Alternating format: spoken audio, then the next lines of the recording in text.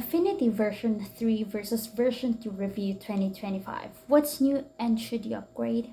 Today I tested them out and here's what happened.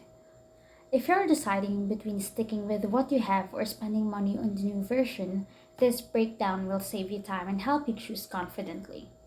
When comparing version 3 to version 2, the first thing you'll notice is how much smoother version 3 feels. It opens faster, handles larger files better, and the tools respond with fewer delays. If you've ever experienced version 2 slowing down during complex edits, version 3 fixes a lot of that. The new engine under the hood makes a real difference, especially for people who work with multiple layers or high resolution images. Even on mid range laptops, version 3 stays stable, which wasn't always the case in version 2. Next, the upgraded tools in version 3 are more refined. Retouching feels cleaner, the selection tools catch details more accurately, and the updated interface makes everything easier to find. It doesn't completely change the layout so you won't feel lost, but the small improvements add up and make editing feel more natural.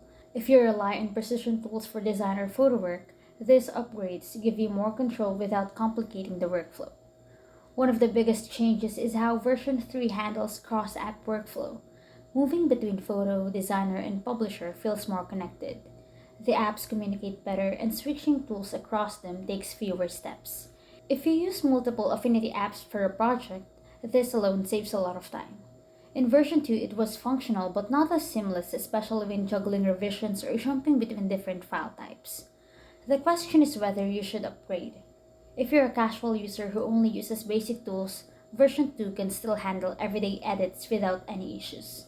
But if you're someone who deals with large files, detailed retouching, or multi-app workflows, version 3 gives you the speed boost and smoother performance that makes a real difference.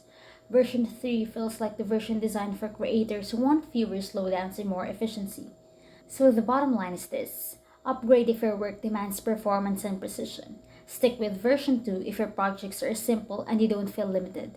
After testing both versions side by side, version 3 clearly brings improvements that matter in daily use, and now you know exactly what's new and whether it's worth the switch in 2025.